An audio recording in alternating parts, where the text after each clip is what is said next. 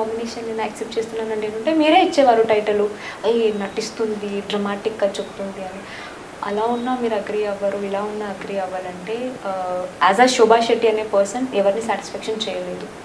అసలు ఇంతకు ఇప్పుడు శోభా శెట్టి బయట జనాలకు అర్థమైందా, అర్థం కాలేదా? ఇంకా అర్థం కాని క్వశ్చన్ మార్క్గా ఉన్నారు. ఏంటో అండి మరి తెలీదు నాకు. అర్థం చేసుకొని ఉంటే కొందరు అర్థం చేసుకొని ఉంటారేమో అని అనుకుంటున్నాను. బికాజ్ పాజిటివ్ నెగిటివ్ రెండు ఉంటుంది, మీకు పాజిటివ్ నెగిటివ్ ఈక్వల్గా ఉన్నాయి. సో కాబట్టి ఏం చేయలేం కదండి. ఇప్పుడు పాజిటివ్ పీపుల్ ఎందుకు పాజిటివ్గా తీసుకున్నారో నాకు తెలియదు, సారీ నెగిటివ్ పీపుల్ ఎందుకు నన్ను నెగిటివ్గా తీసుకున్నారో నాకు తెలియదు. పాజిటివ్ పీపుల్ చూసారు, అర్థం చేసుకున్నారు. మేబీ వాళ్ళ క్యారెక్టర్ కూడా నా అలాగే ఉండొచ్చు అండ్ కరెక్ట్గా ఆలోచిస్తుంది, కరెక్ట్గా చేస్తుంది అనుకునే వాళ్ళు కరెక్ట్గా అర్థం చేసుకున్నారు. What ever, either it is positive, either it is negative. Negative అన్నీ నేను పక్కన పెట్టేస్తున్నానండి, వాట్ ఎవర్ అది ఏది వచ్చినా సరే. బికాజ్ లైఫ్లో ఇంకా చాలా ఉంది, లైఫ్ చాలా ఉంది. అండ్ బిగ్ బాస్ అనే ఒక షో ఉన్నంత వరకు శోభా శెట్టి దిస్, శోభా శెట్టి దట్, అది ఇది అంటారు. అయిపోయిన తర్వాత వీ శోభా శెట్టి అంటారు, నో ప్రాబ్లం.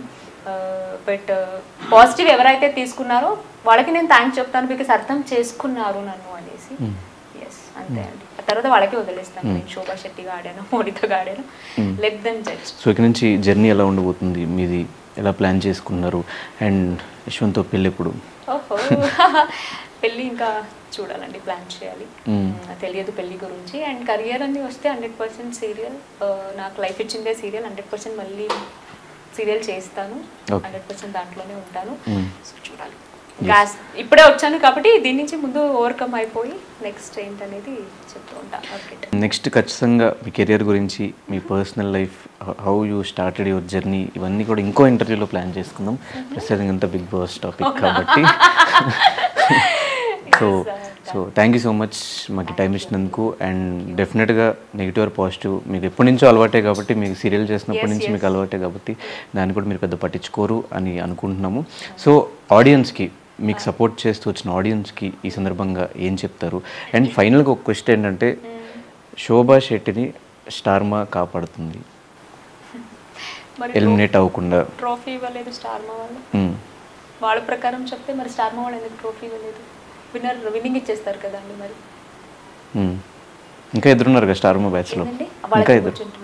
మరి మీరు శోభా శెట్టినే స్టార్మా అనేసి మీరు మెన్షన్ చేశారు కాబట్టి నాకు అట్లా చాలా వీక్స్ ఎలిమినేట్ అవ్వాల్సింది శోభా అయితే వేరే వాళ్ళు ఎలిమినేట్ ఇట్లా రూమర్స్ అన్ని బయటకు వచ్చినాయి. అదే నన్ను అనుకునే వాళ్ళకి నేను చెప్తాను, బికాస్ అమర్ గురించి కానీ ప్రియాంక గురించి మాట్లాడడానికి నేను ఎవరు కాదు, because I'm out of big boss house.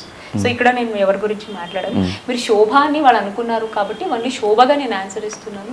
మీరు అనుకుంటే స్టార్మా నన్ను అలా చేసుంటే మరి బిగ్ బాస్ సీజన్ టైటిల్ కూడా నాకే ఇచ్చి పంపించేవారు. ఇప్పుడు నేను ఒక్కటే అంటానండి, పాజిటివ్గా మీరు నాకు హోట్ చేయలేదు, సపోర్ట్ చేయలేదు, నెగిటివ్గా ఉండేవాళ్ళు మీరు నాకు హోట్ చేయలేదు, సపోర్ట్ చేయలేదు. పాజిటివ్గా చాలామంది ఉన్నారు కదా, వాళ్ళు నాకు హోట్ వేశారు కదా అండి, సపోర్ట్ చేశారు కదా. మీరు ఒక్కరు హోట్ వేయకపోతే నేను ఎలిమినేట్ అయిపోవాలా? నన్ను ఉండాలని కూడా హోట్ వేశారు కదా. మీ వాల్యూ ఎంత ఇంపార్టెంటో వాళ్ళు హోటు కూడా అంత ఇంపార్టెంట్ కదా అక్కడ. అంతే. సో ఫైనల్గా ఆడియన్స్కి ఏం చెప్తారు? ఇన్ని వీక్స్ మిమ్మల్ని హౌస్లో ఉంచి మీకు సపోర్ట్ చేస్తా, మీ ప్రతి ఎమోషన్ని వాళ్ళు క్యారీ చేసుకుంటా ఉన్నందుకు ఏం చెప్తారు? ఏం చెప్తాము అంటే థ్యాంక్స్ చెప్తాను అండి. ఓకే, నెగిటివ్ మీరు చేసుకున్నారు, మీరు అలా చేయలేదు. ఒకటే అనుకున్నాను, జెన్యూన్గా ఆడితే అనిపించింది చెప్తే, మాస్క్ వేసుకోకుండా ఏమంటారు ఫేక్గా కాకుండా రియల్గా ఉంటే జనాలకి నచ్చుతుందని అనుకున్నాను. బట్ ఇప్పుడే తెలుసుకున్నాను, గట్టిగా స్టాండ్ తీసుకొని చెప్తే జనాలకి నచ్చదేమో అని. సో నేను ఆడినా అండి, నేను దేన్ని టార్గెట్ పెట్టుకొని లోపలికి వెళ్ళాను, నేను నాలాగే ఆడాను. డే 1 నుంచి టిల్ 14th వీక్ నేను బయటకు వచ్చేంత వరకు నా గేమే చూపించానండి. అండ్ ఓకే, మీకు నెగిటివ్ అనిపించవచ్చు, కానీ ప్రతిదానికి ఒక లిమిట్ ఉంటుంది, ఆ లిమిట్ క్రాస్ చేయకూడదు. క్రాస్ చేస్తే మనం ఏం చేయలేము, కర్మ విల్ రిపీట్, అంతే. అంతకుమించి ఏం చేయలేను, ఏం చెప్పలేను. నెగిటివిటీ ఎవరైతే నాకు అనుకున్నారో, నెగిటివిటీ నన్ను ఎవరైతే చేశారో నేను వాళ్ళకి మాత్రమే చెప్తున్నాను. That's okay. బట్ దాన్నే నేను మైండ్లో పెట్టుకొని మీరు చేశారు, వాళ్ళు చేశారు నేను అన్నాను. బట్ అన్నింటికీ ఒక లిమిట్ ఉంటుంది, చూసుకోండి నెగిటివిటీని స్ప్రెడ్ చేయండి, అంతే చెప్తాను. బట్ నెగిటివిటీని స్ప్రెడ్ చేయమని చెప్తున్నారు, చేస్తూ ఉండే వాళ్ళకి అండి. చేశారు అని మీరు అంటున్నారు కాబట్టి, మీరు అన్నారు మీకు ఈక్వల్గా ఉందండి పాజిటివ్ నెగిటివ్ అన్నారు కాబట్టి, ఎవరైతే నన్ను నెగిటివ్గా చేశారో వాళ్ళకి చెప్తున్నాను. చేశారు కదా. సో అన్నింటికి ఒక లిమిట్ ఉంటుందండి. But okay, no problem. నేను ఎవరిని బ్లేమ్ చేయట్లేదండి. నేను ఒకటే చెప్తున్నాను, నేను నెగిటివ్ని నేను తీసుకోవట్లేదు. ఓన్లీ పాజిటివ్ మాత్రమే తీసుకుంటున్నాను, పాజిటివ్గానే ఉంటున్నాను.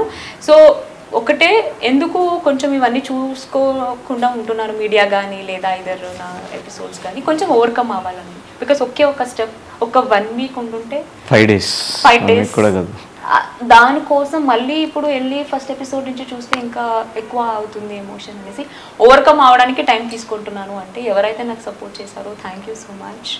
అండ్ డెఫినెట్లీ ఇక్కడే ఉంటాను. మీ తెలుగు అమ్మాయిగా ఆల్రెడీ నేను అయిపోయాను కాబట్టి ఇక్కడే ఉంటాను, ఉన్నంత వరకు ఎంటర్టైన్ చేస్తాను అంతే.